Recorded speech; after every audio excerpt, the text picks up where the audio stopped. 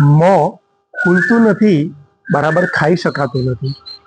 ઇરીમેદાદી તેલ 5 થી 7 ટીપા અડધાથી 1 કપ નવશેકા પાણીમાં બરોબર મિક્સ કરી દેવાના.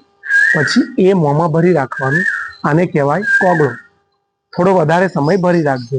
સવારે અને સાંજે દિવસમાં 2 વાર આ રીતે આવા કોગળા ભરી રાખો એટલે ધીરે ધીરે અંદરના મસલ્સ એક્ટિવ થાય, મોં ખુલતું થઈ શકે છે.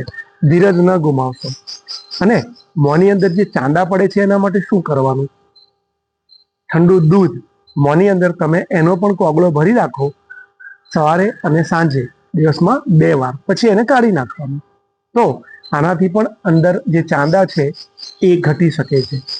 એ સિવાય જે કુંવારપાઠાનું જાડું પાંદડું છે એમાં વચ્ચે સફેદ ક્રીમ જેવો ભાગ છે, ટ્રાન્સપરન્ટ પાણી જેવા રંગનો, એને પણ મોઢાની અંદર ભરી રાખો.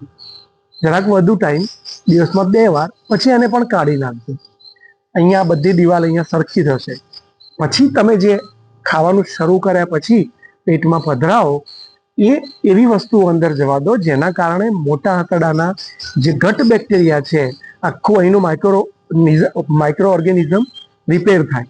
કારણ કે આપણા પેટની અંદર ફાઈબર એટલે કે ફૂલું જાય અથવા રેસા જાય એટલે મોટા આંતરડાની અંદર આખી ગરમી બેલેન્સ થઈ જાય અને મોઢાની ગરમી ઓછી થવા માંડે. જે ઘઉંના ફાડાની ખીચડી છે એ માઇક્રો ઓર્ગેનિઝમને મદદ કરે, અથવા ફોતરાવાળી દાળ છે એ મદદ કરે, જાડા લોટની ભાખરી મદદ કરે, ઈસબગુલ મદદ કરે, દહીં મદદ કરે. બસ હવે મોઢું ખુલે પછી એવું કંઈક અંદર નાખજો કે જેનાથી પેટની લાજ રહે. સ્વસ્થ રહો, મસ્ત રહો. કુદરત ફરીથી કંઈક રિપેર કરે પછી સંયમ રાખજો.